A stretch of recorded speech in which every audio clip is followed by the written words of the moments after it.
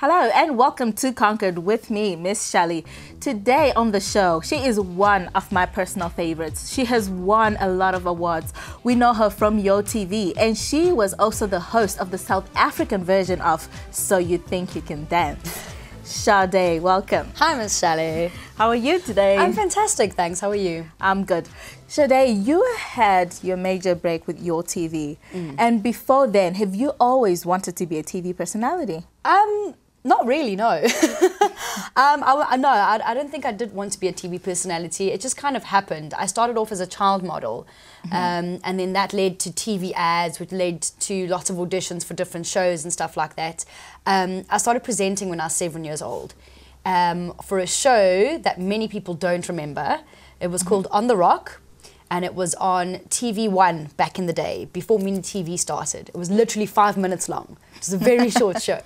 And I did that, and I did enjoy it, but it was never the career choice. There were so many things that I wanted to be as a child, and I never ever saw myself being a TV presenter. But when I started Yo TV, it was so much fun that as I grew into it, I was like, maybe I can do this, you know? How old were you when you started on Yo TV? I was 10 turning 11 when I started on Yo TV. Wow, and you were so young.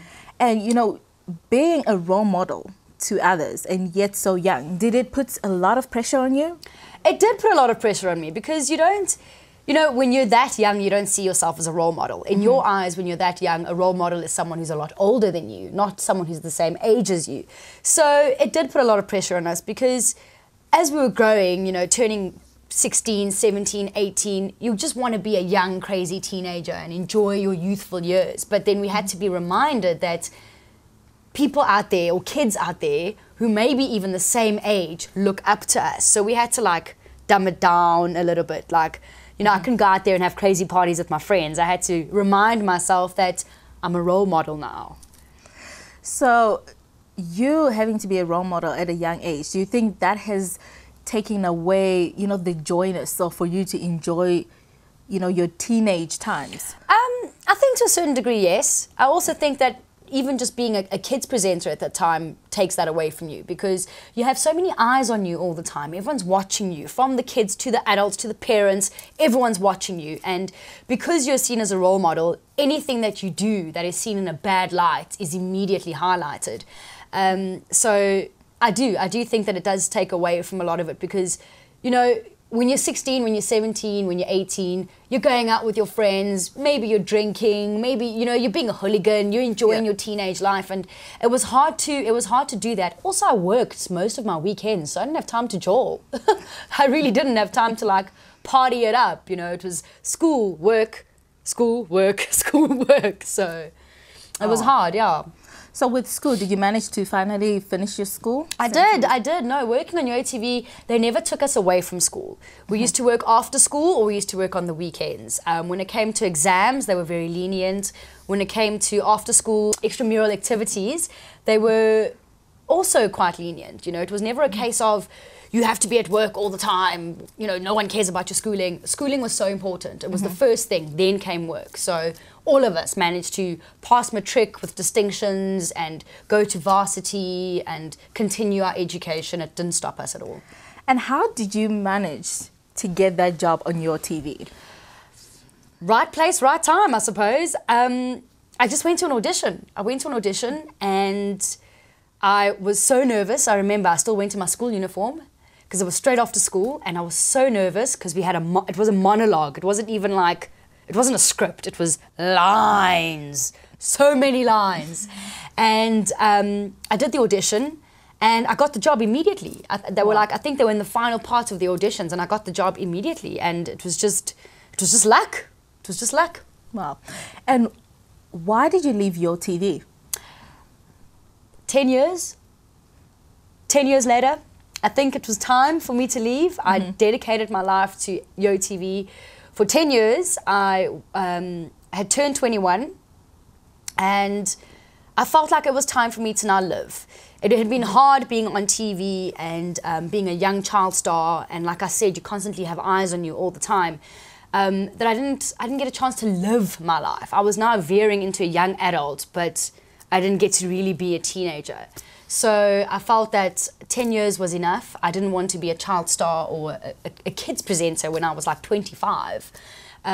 So yeah, that's why I left. When you left your TV, what did you do to live your life? I finally took my gap year. I went to London. I went to London for what was supposed to be a long time, but it only ended up being for 9 months. And I traveled and I worked and I just enjoyed it. I was able to walk down the streets and nobody recognized me, and I was able to just be myself without people constantly watching me all the time.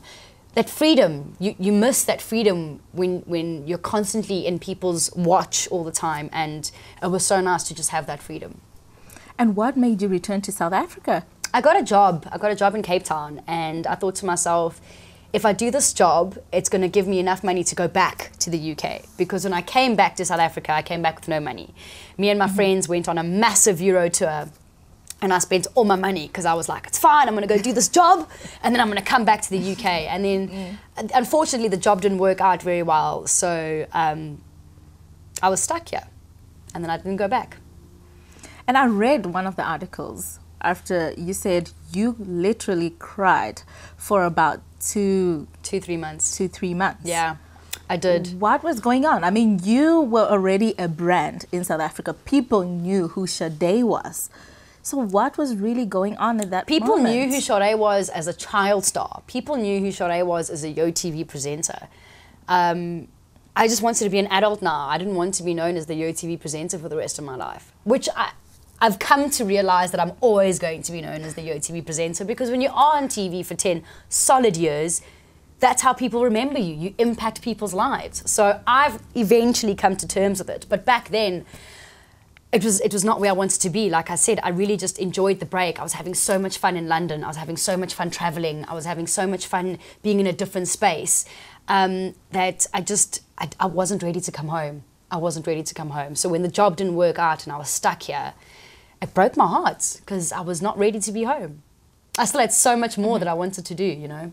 So what did you do to now get up and say, okay, I'm ready to give it a try again? I had to pull myself towards myself. Do you know what I mean? I went out and I started looking for now a proper agency, because I couldn't be with a kids agency anymore.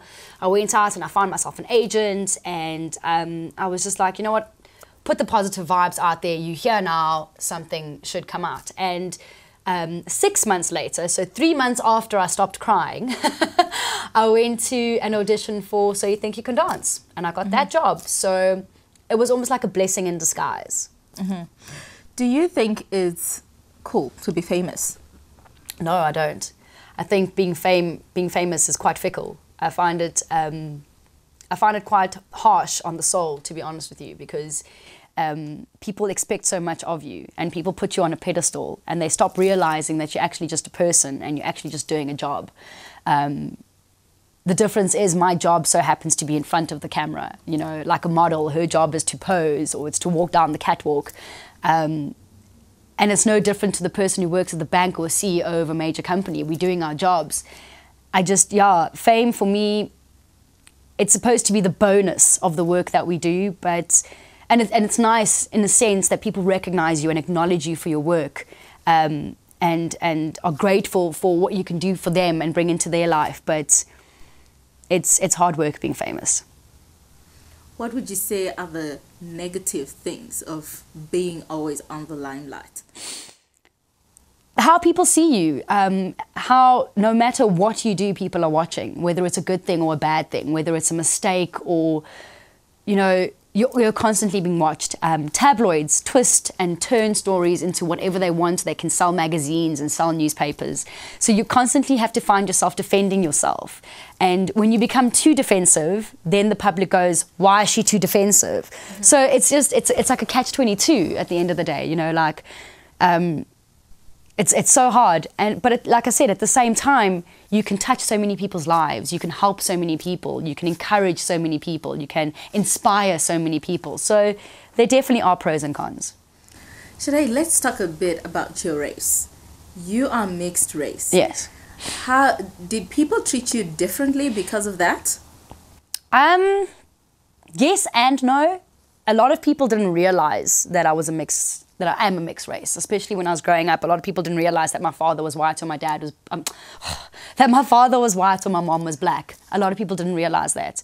A lot of people knew that I had a white dad because of my surname, Giliberti, which is Italian, but didn't know that my mom was black. So it was always interesting to see the reaction on people's faces when I had to tell them, no, but my mom's Zulu and my dad's Italian. They were like, really? You know, and in primary school, I mean, it was the early 90s in primary school, so the integration between black and white children was just beginning to happen, and it was still very new. So I remember when my mom used to come and fetch me at school, a lot of the kids would be like, Sade, your help is here. And I was like, no, that's my mom. That's not my help. So in primary school, it was hard, but only because of the integration, only because people were still trying to find their feet. People didn't understand what was going on in that. In high school, it wasn't as bad. I went to high school with a lot of my friends from primary school, so it wasn't as bad. Although I then started having issue with the coloured girls, because I went to an all-girls school. And for some odd reason, some of the coloured people felt, or probably still feel, that I was a coloured person trying to be white because I don't speak with an accent, or I don't speak Afrikaans, or I don't dress like them. So I had a lot of that conflict in high school of, why are you trying to be white? Why are you ashamed of who you are? And I was like, but I'm not coloured. I'm the same skin colour, but I'm not coloured. You know, like, I'm a mixed race. Yeah. So you can't hate me because I don't speak Afrikaans. No one in my family is Afrikaans. And I don't have an accent because I'm not coloured. so, you know, but yeah, people got over it. To this day, people are still confused. People still don't know that I come from a mixed background. And from the career point of view, has that ever worked against you? Never. It's never ever been an issue. I mean, you know, South Africa's meant to be a rainbow nation. So if it's going to work against me because I'm a mixed race kid, then clearly we're hypocrites. So it's never been an issue. What happened with the issue with SABC? The issue with So You Think You Can Dance, right? So I was supposed to, well, not supposed to. I did season 1 and I did season 2. And in my mind, if you watch the American version, 12 seasons in, they've got the same presenter, the same style, the same everything. So technically, that's what we are meant to be doing here. We're meant to keep the same structure, the same presenters, the same everything, unless there's a conflict of interest with the structure of the show and the presenter. Anyway, so season 3 comes up, and I found out via the grapevine, which upset me even more because nobody within the industry had the balls, should I say, to tell me straight up, give me a phone call and go, Shally, this is the story. So finding out via the grapevine kind of upset me, but basically what the SABC turned around and said was I wasn't black enough for the channel. So they needed to get a black presenter for season 3. And I thought to myself, I'd been on SABC for 12 years, 10 years on YoTV, and 2 seasons of So You Think You Can Dance. And it was never an issue, the colour of my skin. And now all of a sudden it is. Which at the same time makes me realise that the SABC doesn't understand their markets. Just because I'm not black doesn't mean I don't relate to an SABC One market. I grew up with the SABC One market. They grew up with me. So what makes you think that I don't relate to them? So that's what happened. But at the same time, blessing in disguise, because 2 weeks later I got an MTV gig and it all worked out. Wow. So what would you say? There are many people who wants to get into this industry. What advice would you give them? Look, this industry, you have to get into it for the right reasons. If you want to get into it for the fame, you're doing it for the wrong reasons.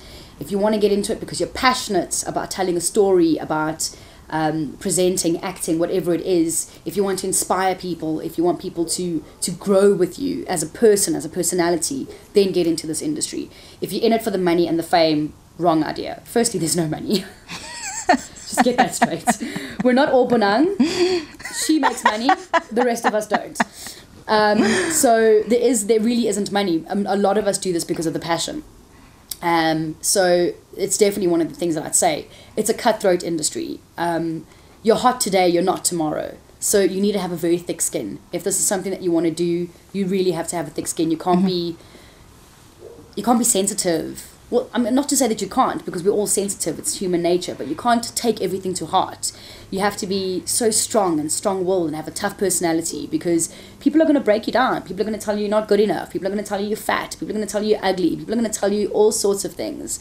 And if you are serious about it, you will keep your feet strong and your head, and keep your head strong and go for it. But how have you managed, to keep your head up, regardless of what people had to say about you, especially the negative comments? Well, it's hard, to keep your head up, especially when you hear negative things about yourself. But I'm surrounded by people who love me, friends and family who have also kept me grounded in this industry. So I don't feel like I have an ego. I do what I do because I enjoy doing it, because I have a passion for it. Mm-hmm. And I think it's easier when you don't have an ego, because it's not like somebody's popping your bubble.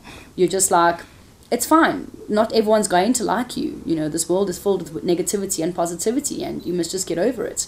So, I think the best part is the fact that I have a phenomenal support structure around me that reminds me every day that, it's going to be okay, and that constantly feed positivity into my life. And at the same time, I remind myself that. I wake up in the morning and I go, I'm in this industry because I love it. I'm in this industry because I'm passionate about what I do. Mm-hmm. And that keeps my head up. Okay, so Sade, what are your plans in the next 2 to 3 years?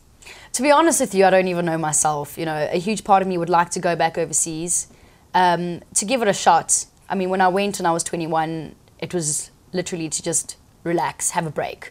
And now I feel like I've given 22 years of my life in this industry to South Africa. Not to say that I don't love my country and I don't love working here, but I think that I'm ready to spread my wings a little bit, give it a shot elsewhere. And if it works out, it works out, and if it doesn't, it doesn't. But you won't know until you try, so I definitely want to try. Wow, Sade, it was really nice having you here. And viewers, thank you for watching.